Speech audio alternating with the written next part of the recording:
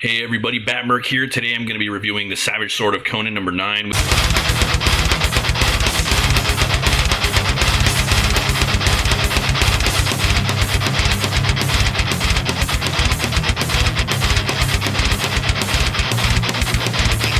We got this stellar cover by Neil Adams. I don't know how they got their hands on it, but this is badass, man. Looks like he was just having a lot of fun putting energy into it. All the cool like marker strokes and paint, everything that he was doing. I love seeing covers like this, from artists past. Neil's a big inspiration on my work. I really loved his Batman Odyssey. I might have to do a review of that again and go back and reread it again. Got that book. It's awesome. You get the Placilador in there, a little bit of Edgar Rice Burroughs. But I love his artwork. I think he does an awesome Conan. I'd love to see more. And this cover just knocks it out of the park. We got a little bit of preview for next time. You got the Alex Horley, and he's going to be doing Conan the Barbarian art. He's going to be doing fully painted front to back artwork and cover, as far as I know. And this is badass right here. So next issue, you're going to have prepare for the launch of the new Conan miniseries, Scourge of the Serpent, with a special issue packed with 3 thrilling tales from the legendary writer Jim Zub, including a clash between Conan and the Dark Cultist with Doug Braithwaite. Oh, heck yeah, he's awesome. Bruising Sailor Steve Costigan, bout with Robert De La Torre. Oh, okay, that's going to be fun. And a journey into the prehistory with characters from the Robert E. Howard's Spear and Fang with artist Mike Ruth. Bolstered with an array of pinups and incredible covers from Mike Mignola and Alex Horley. Ooh, Mignola. Yeah, he's one of my favorites.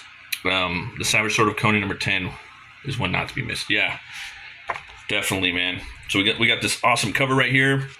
We got some more pastiche you guys should be picking up. This one's Conan Songs of the Slain, an action-packed tale by the New York Times best-selling author Tim LeBon. So it's pretty cool. We have the Hyborian map too right here that opens up with the classic Numidian Chronicles, and we have the table of contents page right here, and you're gonna have pretty much the 80% of this book's gonna be a story that's by Patrick Zurcher about Conan and Valeria, and then you're gonna get a little quick Cole story and a couple pinups throughout. Let's see here. The story picks up with right here at a lost city in the forest-encircled plains of eastern Stygia. A witch queen and a sorcerer lie dead, their mad followers who feuded amongst themselves and numbered their kills with red nails. There's a little Easter egg in the Ebon post, are slain. So we have Conan and Valeria. I like this page right here. This is one of my favorite pages in the story. We'll have our feet on a ship's deck before the Stygians open their ports for the trading season, and then we'll show the world what plundering really means. So it's like they're growing closer and further apart. But days of hot sun, scarce food, and tired feet spoil passion. The tamed tigress becomes untamed. I hate Stygia. We should turn north into Shem. I know we've both looted Shemite ships, so you can see they're losing I say lust for one another for a little bit, because they both require like high adventure, and that's how a lot of the ladies are that come into Conan's into his adventures. Whatchamacallit, I got like a respect kind of for Patrick Zurcher. He's always grinding out these stories for the different Howard verse. Some of the stuff I like more than his others, but I will say right off the bat, this is his best story I've read from him throughout all of his stuff he's done for Heroic Signatures. I'll just let you guys know that right off the bat. And this one's cool too because you got Conan and Valeria going through here. This story, which is full pulp, like completely pulpy, high entertainment. We'll start off a little bit of it. The caravan. In the swelter, land, animal, and man are parched. So hiring on as sell swords marks the passage easier. In an uninteresting, dull days of slow wheels, the two mercenaries cannot resist a smile when the marauders arrive. So you got a cool little scene right here. They're about to take over their fleet. The guy gets thrown from the horse, and they find out that it's they think they're probably taking some real treasure, but it's just water. They come upon a new city. Yeah, it's a pretty cool, like, little set piece right there. Asgilian, great port and trade center of Shim, a city of extremes, a squat, ugly gods and sharp-eyed archers, a city of tented Karen markets and temples, pleasure dens and soot-stained slums. Got a cool little kind of a fisheye view right there, sitting in the bar, and they're just sitting there having a drink, and she's basically telling Conan that she's not going to be like a mom just with kids, and she wants to have adventure still. And these guards come in, they take him, and they want him to go see their king, So they come upon the king right here, the royal palace of King Uzayaman. This new ruler is not insane like the former. He will not end his life thinking he can fly and plummet from his tower to the stones below. He's a politician and a schemer, but there is an air of Shim's decadence about him. An intelligent man given into too many pleasures. Your preparations precede you. I'm so pleased you didn't murder your escort. This heat can make one rash. The night is young, Conan. Ha, you are amusing. I thought Mazdak the Hycurian might be on the throne. He was a man. The general you backed in the rebellion, Asgilian, is an open city.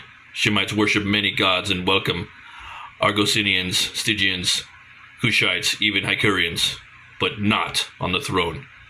They are insolent, my king. Perhaps some discipline? You're a little young for an advisor, aren't you? Enlighten her. So he makes her go blind. Basically, he punks her a little bit. They're showing the power. Conan ain't having that. Clocks that guy. We get a nice little hit. Nice little left hook. And then, he tells him, all right, give her sight back, I can see. All right, you have our ear. What do you want, Uzayaman? King Uzayaman, I want an end to this drought. So, they got the drought. And this part's really cool right here. I like they do a little tie-in to some Lovecraft right here. Let's see here. Famine has begun. There have been sacrifices to gods, but to no avail. The people are scared and angry, and they still have the taste of rebellion in their mouth. They need hope. Find hope and bring me a morpha of Mahir. The amorpha of what? You want a jug? The amorpha is a holy relic. It belonged to the Queen Mahiriel, who legend says was half daughter of a Dagon.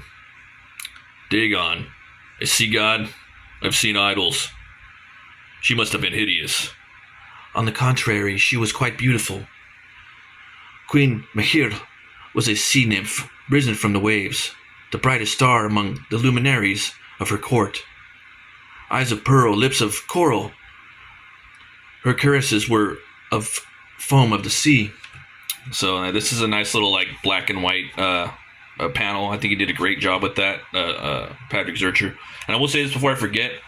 One thing that I do like about his art is that he makes it very cinematic. So when you're reading this story, it feels like you're reading like a pulpy, you're watching a pulpy movie. Now this story right here, I think it would serve as a great movie, or maybe a two-part, two-parter on a TV show for Conan, straight up. even if you didn't do the art in here, the writing is solid. So like right here, you know, they're sailing the seas. The big waves are crushing. You know, they're fighting. He's saying, why don't we just fuck all these guys up and take the ship? And he could feel the arrows, the strings on the bows getting pulled back. I like that shot right there. Yeah. Man versus the world. That's, you know, that's my shtick. And then a storm hits. Boom. And then he's, you know, Neithen, tie yourself down, or you'll be swept over. Thought you loathed me. I do, but you might be useful. Yeah, and so yeah, for those of you who don't know, I like to read a little bit as I'm going by. I know a lot of you are grown adults and you don't need that shit, but it's kind of my style. Man, I'm gonna try to do this without spoiling too much. Like right here, we got a cool cinematic shot. I don't know if some of that's trace or if it's a photograph or if you did it, but it looks cool, you know, and it still puts you into the story. I like that a lot. So here we go. The Isle of Mar, 6 days after the storm. They are met by silence and mist, heavy and somber as a funeral shroud. It's cold. Are we not that far? No. Drop anchor, grab your weapons and kits. Let's see what we can find. We'll be searching for each other in this fog. I have a solution for that. My enchanted figures can sing for days. We can use this bird song as beacons to find our way to and from the ship. So you got a little tweet, tweet, tweet, and I'll you know, he's got a little D&D thing going on right here that I really like about that. Or you know, you got the sorcerer, and then you got the pirate, and then you got the barbarian. I think it's fucking awesome. I really love digging it. Even wizards have tricks even wizards tricks can be useful. And then boom, by Crom, you get this gigantic Dungeness crab. And Zurcher, he doesn't skimp on the fucking gore and the action in here. That's why it's just really watch. By Crom. Some creatures scuttle on the shores of the western sea, no larger than dogs. With its size and massive claws, this is a monster of absurdity. Yes, even in absurdity can be deadly. No, save me for my Peter. Just crunches him up. It's got dude. Excellent panel right there too. I just love like the black and white, what he's doing with that. You know, loose. And obviously this guy's got an exoskeleton. And I used to work in seafood a lot, so armors won't pierce its shell. You've eaten crab, just attack the joints. So that's right, you got to break them at the joints and you get all that meat out. So it's a badass panel right there. That would be cool on a shirt. You know, just a white shirt. Watch those pinchers. 2, 3. So they're just tag teaming this fucking thing, this gigantic Dungeness crab. I don't like the odds. It has more legs than I do. It's strong. Go for the belly, below the shell. And there she goes. She runs up. Agile as a cat, Valeria weaves between the great crustacean's legs under the heavy body and strikes. She's, you know, like Flashdance. or Slayer, Rain and Blood. Yeah. There it goes. Just takes it out. Big old crab. You know, imagine all the meat. So here we go. They're trekking along. They're going through the forest. And then you see Conan, man. He's just like... she's like, what are you doing? Something on your mind? You smell like crab. That's just fucking hilarious. So they keep going. I hate to offend your keen sense of smell. The sense of smell of whatever else prowls this jungle is what concerns me. So right here, we'll get into it a little bit, and then I'll place another bird figure here. I need to rest, or I'll place another bird figure here. I need to rest. I'm not as young as I look. Giant crabs aside, why hasn't King Uzimen sent Shemites to recover the Amphoria before? Drought or not, it must have value. He has small bands like this one. They did not come back. The jungle, the mists, and the jagged reef impede a large incursion. that still doesn't explain the loss of smaller ones. It is rumored that the people of Mars still exist, and that they are extremely savage, more so even than the Picts. So Uzaman attempts to be rid of us after all. You must have fallen out of a favor of as well. No, if he had wanted to be rid of us, we'd have never left the palace alive. So you can hear something right there, little sound in the background. So so right here, they're he's talking about the sorceress and whatnot, and there's definitely something looking in the background, or not the sorcerer, but about the Dagon Queen. So I'm gonna leave it right there. I will say that the story it gets better and better. The stakes get higher. The action gets more packed. It's got a great ending to it. It feels almost like you're watching you're reading a pulp movie at the same time, that because of his art, so definitely digging that. I don't want to spoil any more of that. Then there's a really cool pinup right here by Valerio Gianni Giordano. So Giordano. I love the black and white stuff, guys.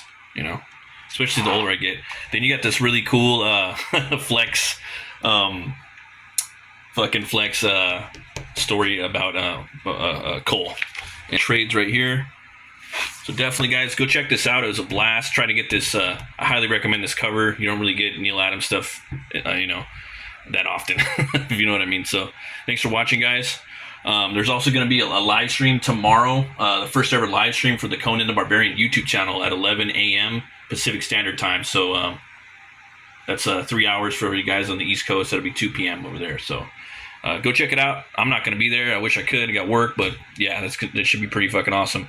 But as always, everybody, remember to be bold, be brave, and roll the bones to know your role. I'll see you guys in the next review. Keep it fucking metal.